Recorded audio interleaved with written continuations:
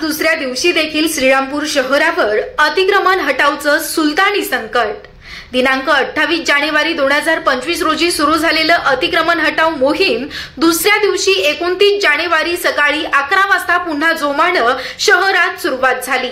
आज सय्यद बाबा दरगाह ते गोंधवणी परिसराचं अतिक्रमण काढण्यात आलं। यावेळेस पोलीस फौजफाटा तसेच पालिका कर्मचारी, महावितरण कर्मचारी, अतिक्रमण विभागाचे कर्मचारी मोठ्या संख्येने उपस्थित होते। श्रीरामपूर नगरपालिकेनं अतिक्रमण काढण्याकरिता कडक पावले उचललेली दिसून आली। लहान छोटे मोठे व्यापाऱ्यांचं अतोनात नुकसान झालेलं पाहावयास मिळालं। भविष्यात श्रीरामपूर शहरातील बाजारपेठ उद्ध्वस्त झाल्याशिवाय राहणार नाही अशी खंत सर्वसामान्य जनतेतून ऐकावयास मिळाली।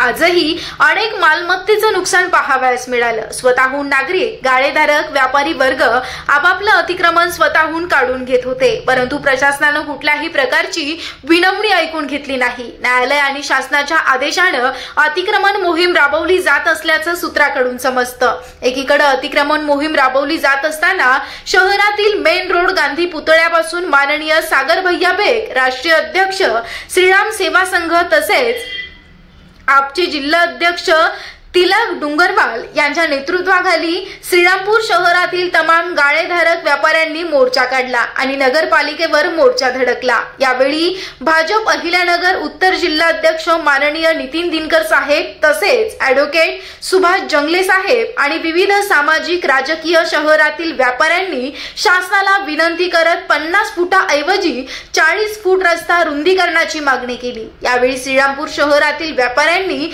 दुपारपर्यंत आपले व्यवहार पूर्णपणे बंद ठेवलेले दिसून आले। विद्यमान आमदार हेमंतजी ओगले यांनी दिनांक 28 जानेवारी रोजी माननीय जिल्हाधिकाऱ्यांची भेट घेऊन अतिक्रमण काढताना सर्वसामान्य भरडला जाणार नाही याची दक्षता घेण्याचं निवेदन दिलेलं होतं। त्यांच्यासोबत माननीय करणदादा ससाणे, माननीय सचिन गुजर, माननीय अण्णासाहेब डावखर, माननीय आशिष धनवटे हे देखील जिल्हाधिकाऱ्यांची भेटीवेळी उपस्थित होते।